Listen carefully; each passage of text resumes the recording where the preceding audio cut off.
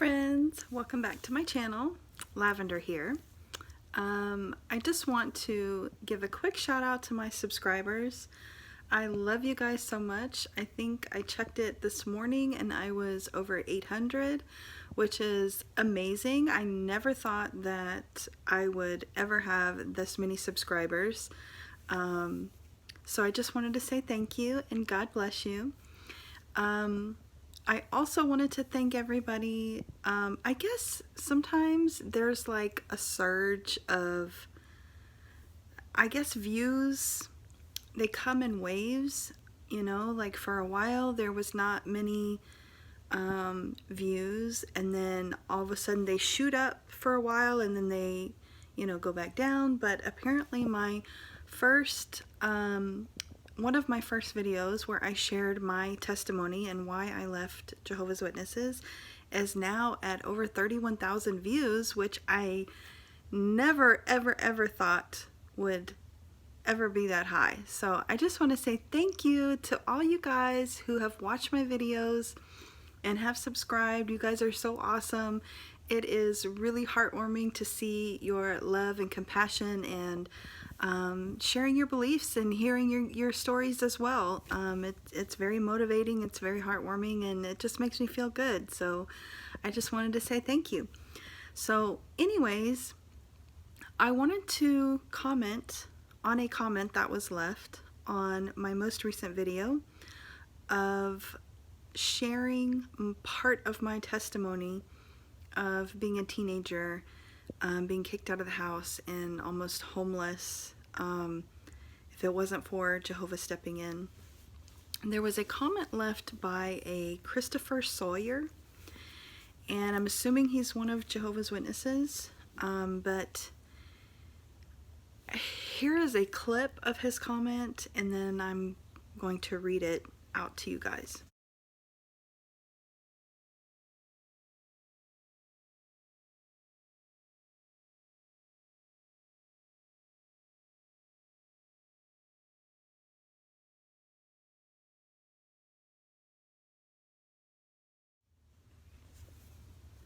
So he says, "What a tragic woman who has sinned against Jehovah's Holy Spirit, for which there is no forgiveness."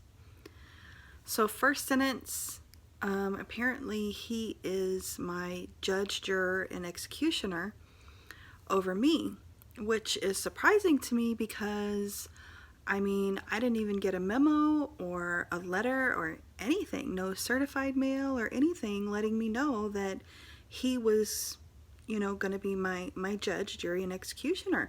So mind you, that came as a bit of a surprise. Yeah, that he was going to judge me and pretty much tell me that I have committed the unforgivable sin, and apparently I am on the outs with Jehovah himself. Then he continues to say, "It is Jehovah's law that those in the congregation committing unrepentant serious sin be removed from the congregation until they turn back from their ways." Why is that such a bad thing? So, first of all, when I was disfellowshipped, I was repentant. I did not have a quote-unquote spirit of the world attitude where I just wanted to do my own thing. I was very repentant and very sorry for what I did, and I cried and bore my soul in front of these older elders in my hall, and they chose to disfellowship me. So as far as being unrepentant, I used to believe that same thing. But being in that situation and being repentant, you know, if God's Holy Spirit was involved in those brothers, then they would have seen that I was sorry for what I did. I mean, I came to them to tell them what I did. I mean, isn't that, you know, at least a point for me? Now what's weird is that it's okay for an older brother or a pedophile to be forgiven and not be disfellowshipped. But it's not okay for a female who's 18 to make out with a guy, because that's unrepentant. But if a pedophile, which happens a lot, I've learned, a pedophile molests dozens of young children and aren't disfellowshipped because they were repentant, because they confessed with the elders. It's never reported to the police, and they're free to talk to whoever they want to in the congregation. So, yeah. That tells me right there that God's Holy Spirit is nowhere in there. As far as I know, God's Holy Spirit hasn't been allowed or invited to any one of the Kingdom Halls or in Warwick for many, many years now, if he ever was invited. So, like our God, he's a gentleman. He's not going to bust through the doors if he's not invited. He stands there and knocks and waits for us to invite him in. So, since he's not been invited, he has no place in the Kingdom Halls. Moving on. The next thing he says, if you had a kid at your child's school pushing drugs, wouldn't you want him expelled from the school so your own children don't become influenced by him? It ain't rocket science. It ain't rocket science. Okay. So, my unrepentant, serious sin, as he put in his comment, is being compared to a kid pushing drugs in school. So, let's just say that a kid at my kid's school was caught pushing drugs, as he said. Would I want that kid expelled? Well, I mean, it's really not about what I would want. It's about how the school chooses to handle that situation. And if the kid did get expelled, mind you, he would still get to go home to his family and wouldn't be kicked out of the house for pushing drugs. He would still feel the love of his family. They wouldn't cut him off like Jehovah's Witnesses do, where they just immediately, that wall goes up and they don't talk to you, they treat you like you're dead. So most likely he still had the love of his family to go home to, and they probably helped him understand why this is illegal and get him some real help by therapists, people that have been there before and ended up in jail. I mean, there are so many things that the parents could do to help their kid and put him in the right direction. So, as a Jehovah's Witness, being an unrepentant sinner, quote unquote, since I was expelled from the congregation, pretty much, and shunned, I should still be able to have the support of my family to help me. You know, if I'm spiritually sick, I should be able to have the love and feel the love from my family to help build me back up. So how is that the same thing? I don't get it. Like, so I made out with the guy. I felt guilty and told the elders. We had a meeting. I was repentant and I was disfellowshipped anyway. And then my parents kicked me out of the house. So how is that the same thing? Where I just don't get the analogy. I mean, are they so far from love that they think that it's okay to judge anyone and everyone. I mean, really, honestly, they do, because I used to do it when I was a Jehovah's Witness. I didn't feel sorry for anybody that was disfellowshipped. I didn't feel sorry for anybody even, I mean, I remember my own sister being disfellowshipped. I didn't feel bad for her. I was like, well, whatever. I mean, that's what you get. And it's not the same when you're the one that's going through it. I can say that. So the last thing he says, the woman has made her own bed and will be laying in it for a very long time. Well, isn't that so true? Let me just show you the bed that I'm laying in. Let me just show you the blessings that God has given me. Okay, let's take a look. This is the bed that God has given me.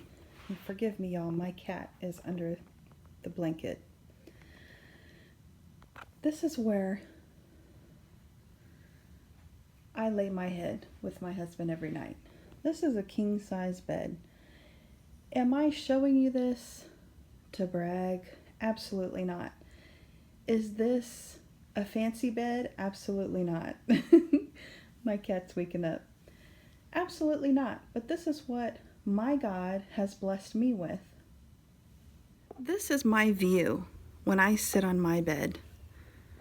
I get to look out at my front yard, at my trees, and what I really love is looking at the squirrels. There are 2 squirrels that jump on the trees every morning, run up and down, chasing each other. And they're so adorable to watch. They're so cute. So this is my view. And this is a crepe myrtle right in front of my window, which blooms absolutely beautifully in the spring and summertime, all through the end of fall. So this is what God has blessed me with in my life. So why am I showing you guys this? It is because it's kind of 2 different reasons. I don't have a fancy bed, but I have a comfortable bed. And I have a warm blanket to put over me when I go to sleep. And I have air conditioning. And I have a beautiful window to look out of every day. I have a good life. I don't have money. I don't have anything to brag about, but I do have all of the necessities that I need. Is it because I work hard? You know, I make sure that I take care of everything. I do all those things, but God has given me this because He knows at my worst, He was there for me when nobody else was. Nobody, not even my own family. Nobody was there for me. When I did not have a pillow to lay my head down on, when I did not have a penny to my name, okay, Jehovah Himself was there for me. And look where He has me now. He has kept me in the palm of His hand all these years. And I went from being practically a homeless, shunned Jehovah's Witness to a born-again Christian with a comfortable home, with everything I ever needed at my disposal. So I don't provide these things for myself. No, I don't. I have a very humble life, and I love it. I don't depend on myself or my husband to provide these things for me because we know who our provider is. It's not my job. It's not His job. It's God. God is our provider. And as long as we remember that and we depend on Him, even when we don't know how we're going to make a payment, it always comes through because He is our provider and He takes care of those who love Him. He takes care of His own. He never turns His back on His own. He always makes sure that we have everything that we need. We may not have everything we want, and that's okay. That's okay. I'm fine with that. So this is the bed that I've made and that I'm lying in. So Christopher, I hope that this gives you a little bit of perspective of your heartless, no compassion comment that every typical Jehovah's Witness leaves on my page at one point or another, or on my, what do you call it on YouTube? My channel. There's always a Jehovah's Witness that says the same thing, passes judgment, has no compassion, is my judge, jury, and executioner, and telling me that I've committed the unforgivable sin. But guess what? I don't listen to men anymore. I am absolutely free from your judgment. I am free from your judgment. So you can say all these things, but just know that I have Jehovah God in my life because I've received Jesus in my heart, and Jesus lives in my heart, and the Holy Spirit lives inside of me. So I just thought I'd let you know, and you guys take care.